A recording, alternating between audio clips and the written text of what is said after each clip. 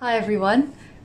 It's the 1st of April, so that would make it the 14th day of the original movement control order and the first day of the extended second one.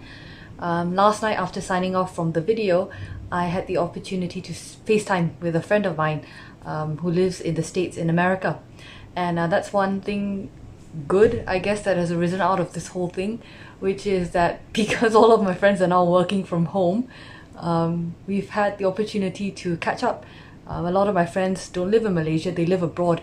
So time differences and, all of us having different schedules and everything has always made it a challenge to keep in touch. But now that all the offices are shut, everyone's at home, I've been taking the opportunity to catch up with people. So one of the things that we discussed was the varying degrees of restricted movements, and how our countries have different approaches towards tackling this current pandemic. And I won't go into the details about what's happening in America, but basically what I was interested to find out was if what is being portrayed in the media is all it's cracked up to be, because we all know that the media has the tendency to exaggerate things. So I asked, what are things like in America, and he asked, what are things like in Malaysia? So I won't go into, like I said, I won't go into too many details about what's happening in America, because I'm sure the Americans who are on social media can talk about it in much greater detail with first-hand experience compared to me. But I can talk about what effect it's having in Malaysia. And going into that, I just got some very encouraging news, I guess. I just got sent information that the movement control order in Malaysia is having a significant impact in reducing the number of cases of COVID-19. So, and it's also having a significant impact on flattening the curve. So whatever our authorities had projected in terms of reported new cases, in terms of actual new cases, in terms of the projected increase versus the actual increase, what the figures are showing at the moment is that the actual increase is not as high as the projected increase. So what this essentially says is that all of the measures that are being undertaken by our government to curb the spread of the disease and to tackle the current pandemic, it's having an effect. So I thought that was really encouraging, because so often we do things and we never see its tangible result. And it's nice to know that with everyone working together, everyone going along and realizing that we protect each other by social distancing at this time, it's having this positive result overall.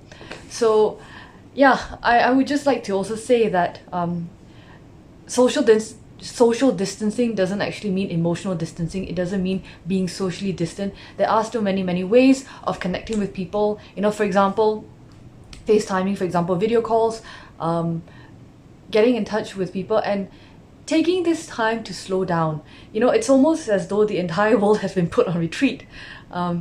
Everyone may not necessarily be doing prayers and practice and all of that, but it's almost like everyone got put into retreat. Everyone was put in a situation where they all had to slow down and in many cases completely stop whatever it is they're doing and take stock of what's happening around them, and to actually consider the ramifications of the actions, to observe our minds, to see what our minds are like and how our minds react when everything we do on a daily basis is suddenly no longer possible and is so suddenly no longer present in its ability to distract us.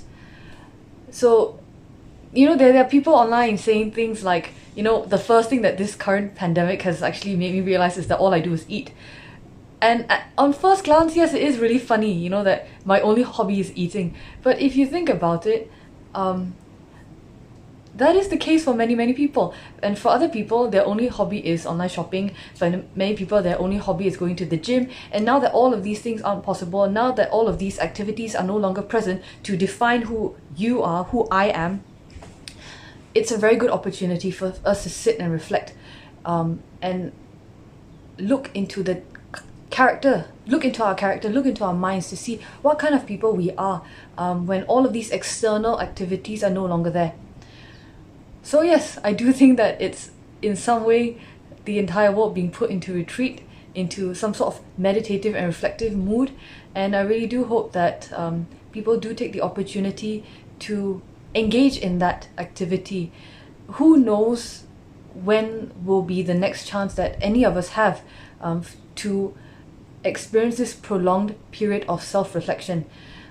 I know that many people are undergoing great financial difficulties, physical difficulties as a result of the movement control order, but the thing is, all of us have to go through it anyway, whether we like it or not. And so since we are going through this period anyway, why not make the most of it? Why not make the best of it, right? And get something out of it that we can use, we can equip ourselves, that when all of this is finally over, we can move forward with a different perspective and a different approach to life. So anyway, like I said, that's my little PSA for the day. Today what I wanted to share with you guys are a few more things that were gifted to me by Rinpoche. I will go outside later when it's not as hot. It's been incredibly warm for the last 3 or 4 days, searingly hot.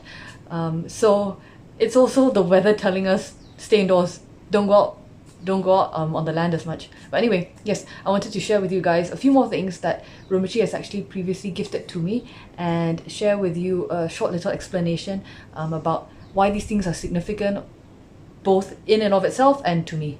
Alright? Okay, so the first thing I wanted to share with you guys today is this statue of White Dada, this beautiful statue of White Dada. So many years ago, back in 2009, before I joined Kechara full-time, Rinpoche and the Dharma Protector Dojo Shukden gave me some instructions and some advice for practices that I should do, as well as pujas that I should sponsor before I joined Kechara full-time. And one of the instructions that I received was to sponsor White Tara pujas in the monastery every month for 2 years. And I followed the instruction, and over the years, Rinpoche has from time to time given me certain healing practices to do. And this all relates to the story I'm about to tell you of this White Tara statue. So one day I was at home in Kuala Lumpur. This was before I moved to Kechara Forest Retreat to live here permanently. But one day I was at home in Kuala Lumpur and I was watching TV. So it was my laundry day, which is what we call our time off, when we take a little time off. We use that day to do our laundry. That's why it's called laundry day. But I was on my laundry day and I was watching TV, and I got a phone call from a Dharma brother. And this Dharma brother said, "Hey, Jean Ai, are you at home?" And I said, "Yes, I am. Why, what's up?" And he said, "Okay, stay there. Don't go anywhere. I'm coming over in 10 minutes and I have some ice cream for you." And he had this tone that made it sound like it was really, really, really important and really urgent and I should not move anywhere. And for the life of me, I could not think why he sounded like that when it was for ice cream. So I stayed at home. I had no plans to go anywhere anyway. And 2 minutes later, I got a text from him and it said, "Remember, don't go anywhere. I'm bringing some ice cream over for you." And I texted him back saying, "Ice cream? I have ice cream. I don't need ice cream. Why are you coming over with ice cream?" And he replied, "It's just stay there. I have ice cream for you. I need you to be there when you're home to receive it and put it in the freezer immediately so it doesn't melt." And I just thought the whole thing was just so weird. So whatever, since I had no plans to go anywhere, I just stayed, continued watching TV, and 10 minutes later, my doorbell rang. So I opened the door, he came in and he had a bag. So that was me, still thinking it was ice cream, and looking around for a cooler bag, and I couldn't find one. He was just carrying, a Kechara paper bag. And I was like, "Where is the ice cream?" And he kept laughing. He just burst out laughing and just laughed and laughed and laughed, and he said, "There's no ice cream." So I think I might have sworn at him, but I was like, "What the hell? What did you ask me to stay at home for then?" Like you made it sound like it was so important and so urgent. What is so important and so urgent that I have to stay at home? And he said, "Oh, well, actually, Rinpoche wanted me to give you this." And he pulled out from the Kechara paper bag this White Tara statue. And like, needless to say, I was in shock because it had come out of nowhere. And I said, thank you, what is this for? And then he said, no, Rinpoche just wants to give you this statue. And I think I must have looked completely puzzled, because he explained that Rinpoche had been in our Dharma store, and Rinpoche had been there with a few students, and had seen this white Dada statue and immediately wanted to give it to me. So Rinpoche had it packed up, and then had the Dharma brother bring it over to my house, and immediately I invited her onto my altar. So every time I look at this white Dada statue, I think of ice cream. I think of Rinpoche and his spontaneous kindness and generosity, that I didn't do anything at all. I was not working, I was not texting, I hadn't done anything special. I was not ill, just absolutely nothing was happening that could cause me to deserve this statue, if you want to put it that way. But yet Rinpoche somehow had wanted to give it to me. And I asked a few people later why they thought Rinpoche had just spontaneously given me the statue. I mean, of course I can say it's Rinpoche's generosity and Rinpoche's kindness and all of that, but is there any significant reason behind it? Should I be doing the white Tara practice or something? And then some people, they said, of course we never know the Lama's ultimate reason for giving the students something. Although we know the ultimate reason is always to benefit them, we don't know specifically why. For example, Rinpoche could have presented it to me to clear some obstacles to my health. I do fall ill for stretches at a time, and sometimes these illnesses don't have a particular cause. So it could have just been Rinpoche wanting to avert some health-related illnesses or health-related obstacles for me by presenting the statue to me or gifting the statue to me. And so to this day I have this statue on my altar in my room. And that is the first story of an item that I received from Rinpoche that I wanted to share with everyone today. So the second thing that I wanted to share with you guys today, which I received as a gift from Rinpoche, is not a statue.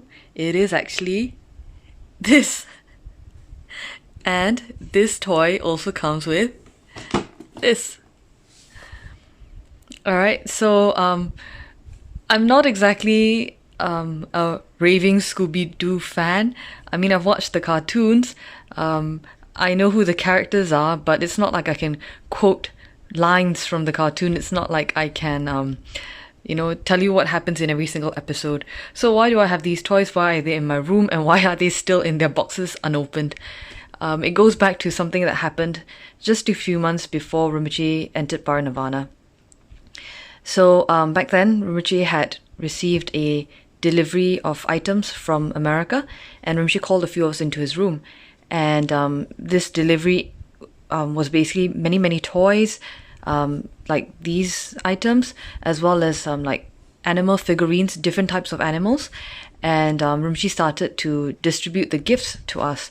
And then when all of that was done, Rinpoche turned back to his computer to continue working. And as Rinpoche was working on his computer and reading things, some people started to open their boxes and to explore and see what was inside the boxes. And without missing a beat, Rinpoche never even once took his eyes off the computer, but Rinpoche just said, you may not want to open the boxes just yet, because these toys might become valuable in the future. And so when Rinpoche made those seemingly offhand remarks, about not opening the toys, immediately I put all thoughts of opening these boxes out of my mind, because Rinpoche's remark actually brought to mind some memories that Rinpoche had previously conveyed to us about Rinpoche's own experiences with Rinpoche's gurus, His Holiness Kyabje Tsem Rinpoche and Venerable Geshe Sutrim Gyaltsen of Thupten Darjeeling in Los Angeles, which is the Dharma center that Rinpoche belonged to before Rinpoche actually moved to India.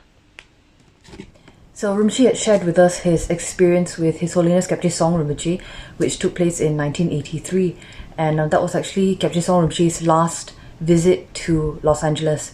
And at that time, His Holiness Kyabje Tsem Rinpoche had taken a group of students out to go shopping for toys. They had gone to Chinatown in Los Angeles, and at the end of the trip, His Holiness Kyabje Tsem Rinpoche had 2 suitcases full of toys, and Kyabje Tsem Rinpoche gave these suitcases, entrusted the care of these suitcases to Venerable Geshe Suchim Gyaltsen of Thupten Darjeeling, and Kyabje Tsem Rinpoche told Geshe-la, when my future incarnation is found, bring these toys and offer them back to him. So Geshe-la took this instruction very seriously, of course, as it was an instruction from his guru, and Geshe-la took the suitcases, kept them very well, and sure enough, when the young reincarnation of His Holiness Kyabje Tsem Rinpoche was found and thrown and brought back to the monastery, Geshe-la took these 2 suitcases and hand carried them over to India from Los Angeles and offered these 2 suitcases of toys back to his guru, the reincarnation of his guru, who is now referred to as His Holiness Kyabje Tsong Chokchu Rinpoche.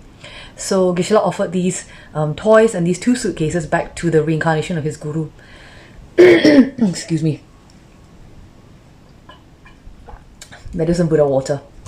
Alright, so Geshe-la brought these toys back to India and then offered them back to the reincarnation of his guru. And so when Rinpoche had these toys, these ScoobyDoo toys, and then started giving them out to the students, and then Rinpoche made that seemingly offhand remark about not opening the boxes because they may become valuable in the future. That was when I thought, yeah, okay, you know what, I'm not going to open these boxes, maybe because they might become valuable in some other way in the future, not necessarily in a financial or monetary standpoint. So that is why the boxes are still in my room and still unopened, and I have not played with them or used them. Maybe one day I'll have the merits to offer these toys back to my guru. Maybe one day I'll have the merits to offer them back to the 26th incarnation of His Eminence Kyabje Tsem Rinpoche. Hi everyone, where am I? Well, I'm obviously outdoors. I am at the main entrance of Wisdom Hall, just outside, just in front of the Lama Tsongkhapa JC Sima statue, in fact. And I came here to do a few rounds of circumambulation before I call it a night. I don't know if you can hear on the video, but there's a damaru and a dribu, a bell, playing behind me. Someone else is doing practice at the moment. It's very nice here in KFR at night when the day finally winds down, because you get all of these sounds. You get the puja playing over the loudspeaker, you get the mantras playing, and when the day is a little cooler, you get people circumambulating. Obviously at the moment, because there are so few residents here at KFR, there aren't that many people circumambulating, but it is a practice, a daily practice that Rinpoche has recommended for us to do every single day, which is to do a few rounds of circumambulation at night or in the morning before we start work, at night after we end work, just before we go back and we take some rest, get our rest. So I myself am here to do the same thing tonight. There are many places in KFR where people can do their circumambulation practices. There is, of course, Jitsima, Lama Tsongkhapa. There is the Manjushri Naga Rakshasa up on the hill. There is Green Tara. There is the outdoor Doji Shukden shrine, which is just over that way, and the Nageshvaraja over there, Medicine Buddha, and our Doji Nejoma Vajrayogini Stupa. And of course, there's also Loma Gyoma over there. And the practice of Loma Gyoma at the moment is highly recommended for people to do because her practice is very effective for respiratory diseases such as SARS, such as COVID-19. And Rinpoche had previously given this advice to us during the SARS outbreak many years ago to do Loma Gyoma practice whenever serious respiratory diseases occur. So if you guys are interested in doing that, let me know, and I can send to you a copy of the practice so that you can engage in it as well. It's also the practice that His Holiness Kyabje Trijang Chokchu Rinpoche has just recommended to everyone to do, as well as His Eminence Ganchen Rinpoche. Alright, so Loma Gyoma is a very powerful, very effective practice for this. In a few days' time, I haven't mentioned this in my videos yet, but in a few days' time, on the 4th of April, it will be Qingming, which is a tomb sweeping, traditional Chinese tomb sweeping remembrance day for us to contemplate and to meditate on the kindness of our ancestors and on our deceased loved ones. So if you guys would like pujas done, if you would like candles to be offered, incense to be offered on your behalf to be dedicated to your deceased loved ones, also please get in touch with us. It's about to rain, thankfully, because it has been extremely warm for the last few days, so we could use some rain over here. Yeah, so you can probably see lightning behind me. But anyway, that's it from me for today. I'm just going to go do a few rounds of circumambulation and then wind down, call it a night, get some rest, and then get up nice and early tomorrow to help JP with the mindful morning meditation. All right, so I will see you guys tomorrow, and good night.